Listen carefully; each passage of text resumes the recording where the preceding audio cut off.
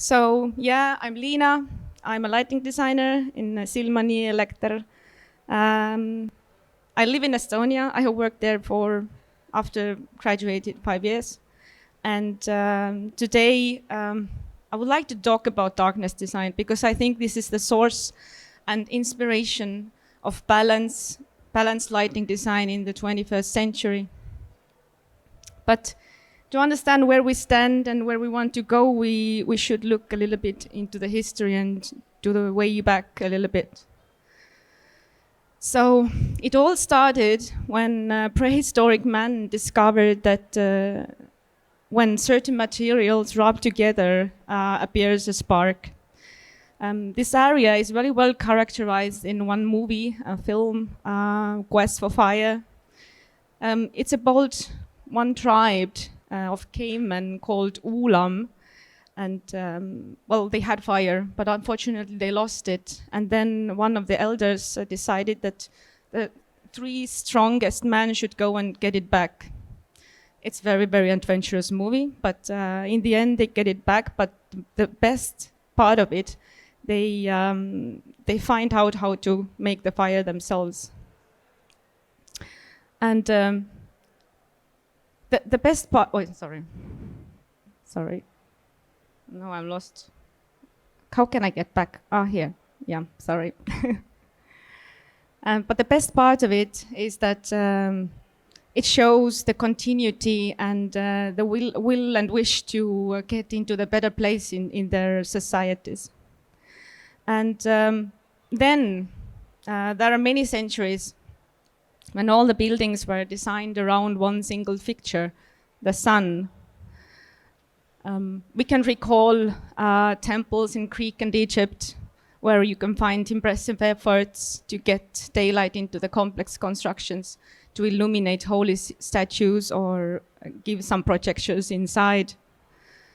Or glossy Roman surfaces reflecting the light, and Roman glass as one of the first transparent materials in history. Or holy moments in Gothic cathedral, where light was part of everyday spirituality, and meeting God was the first thought of consciousness every day. Humankind also reached the skills of conveying light, thinking about it, talking about it, writing about it.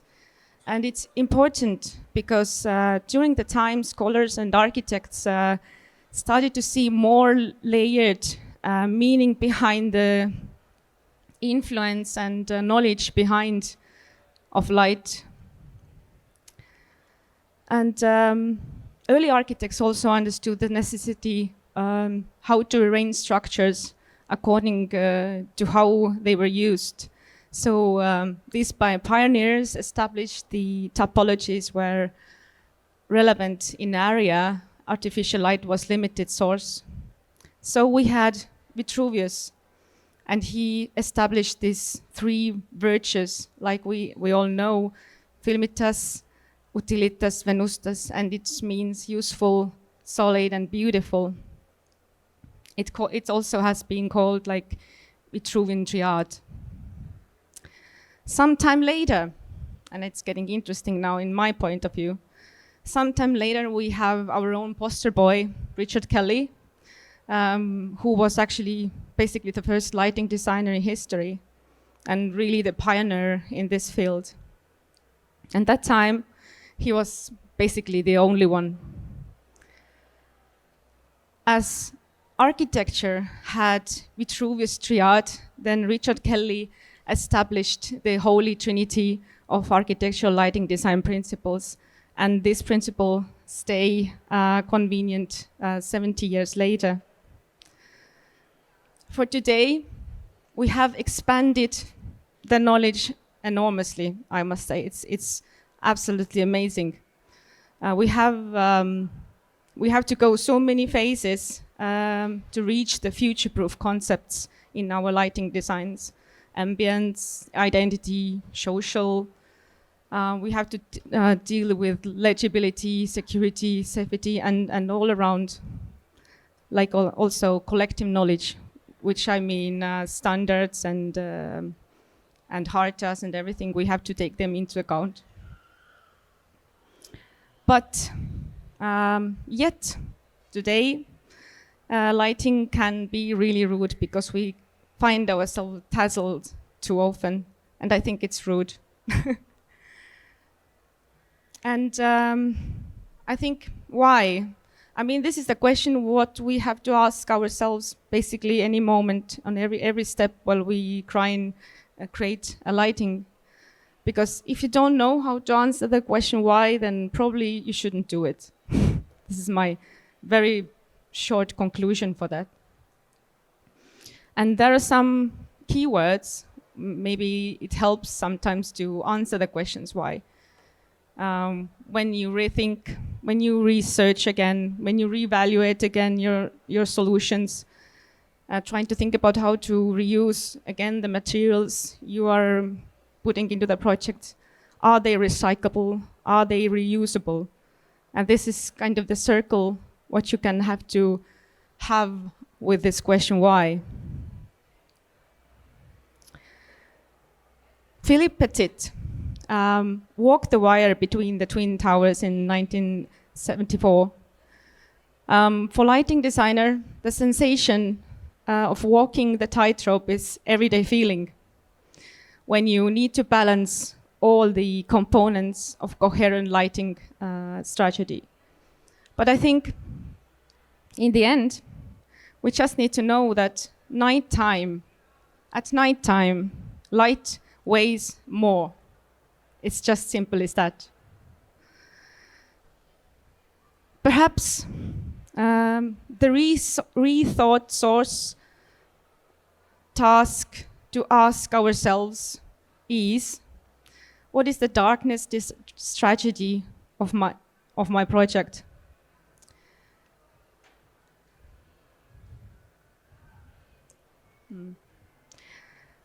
Together with my fellow lovely colleagues, we have been creating nice projects so far. Hi. So I'm going to show you a couple of them, or 2 or 3, just to introduce how we have been going through this darkness strategy phase in projects. First of all, we have case study number 1. It's a cruise terminal in Tallinn, and it's a very special site in terms of its location. It's nearly 1 kilometer long promenade which connects the seafront to the city. And it opens up previously inaccessible port area for the city residents. But now people can go there and feel the night atmosphere just next to the sea. As we know, the natural environment by the sea is extremely sensible and sensitive to the artificial light. Migration of birds, for instance, living organisms in the water, and the majestic sea view to from the promenade or from inside house.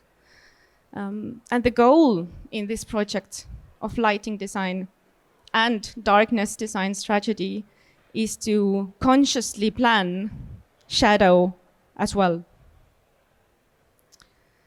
Taking into account the visibility of twilight and dark night sky, luminaires are well directed and adjustable from the optical parameters, equipped with the necessary technical details, and they are directed exactly where it's needed, not anywhere else. So, because light cannot build a wall around you, that's what we have to avoid all the time. At the same time, it's important to contribute to the long walk of the promenade to ensure the legibility of the space.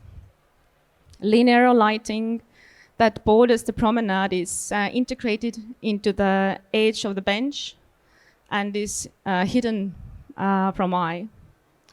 But it directs you enough to feel safe and secure. And a little bit from the inside, the architecture and interior architecture is really symbolic there. The presence of large glass facade makes the terminal really, really airy. And it plays a decisive role in the creation of lighting as well. The view between the interior and exterior is one of the most powerful experiences actually in this hall. And dusk can be experienced from inside as well. So we have to make sure that the inside lighting is not too much and nothing blocks it from the outside. Another really lovely project and short project that we have been working on is my first pre-lighting design school. And we were thinking like, I don't want to put luminaires in ground this time. I want to do it differently. I wanted to do no zero waste lighting project. So we decided to use gobo projection. Gobo means goes before optics. And it basically, it's like, there's like a little trafarette goes in the middle of the projector before the optics. So you can cut out all the light that is not needed. So we use only the light that is reflecting from the surface of the statue. And some pictures how it was made. You take a picture from the pole on the same position where the projector is, and there is like a little calibrating filter to actually make the digital work after.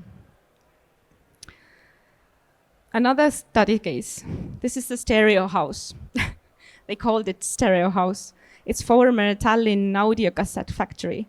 It's unique project because it was really, really good cooperation between builder, architects, lighting designers, you name it. And somehow it's nice to think that it's brought people together in history and also on a daytime today, because people go through this building all the way around. This mesmerizingly voluminous facade creates non-stop captivating spectacles, regardless of the time of the day, from morning to night. So as far as the building is located, like in a little bit of a dead end of the street and the surroundings are a little bit dark, so we decided we had to do something with the facade. And to expand the mesmerizing experience and create the nighttime identity to the place. Even though the facade looks complex, lighting and darkness tragedy is quite simple in this case. The main elements of the facade are these pilasters that are extending from the ground to the edge. There's one, yeah. Of course, we need to work on this, no question. But how? We decided to use in-ground luminaires, but in this case, it needs a very specific way. It needs a very specific light distribution. The light distribution has to fit directly, exactly within the width of the pilaster, just directly here. So for that, we used in-ground luminaires, which have this very elliptical, but in other way, very thin, very slim light distribution, so that we can't spill light into the rooms because people are living there. Between the outstanding facade and a little bit of dark and gloomy surroundings, there's like a lovely park-like space. But today we connected it, so we built a little bit of atmosphere just in front of the house as well. Very, very mild, warm light to just expand the indoor living space to outdoor. Last but not least, in Estonia, we had an opportunity to give a suggestion for the very important document. I'm not going to read it, but the basics are like our requirements for the construction project, for giving the applying for the permit. So the sentence is: information is presented on the environmental risks associated with outdoor lighting solutions, biological, astronomical, light pollution and discomfort and glare, and solutions to avoid negative effects. So I feel really good because now we have something like in legal documents that requires lighting design and lighting designers to really read and write out what are the actual things in your project to prevent all this damage, what we actually do with light. And to protect the night sky, what we really love. Last but not least, it cannot be done all at once. Like Petit said in his memoirs after he walked the tightrope, to overpower vertigo, the keeper of the abyss must tame it cautiously. So, thank you, and let's keep our delta respect. Thank you.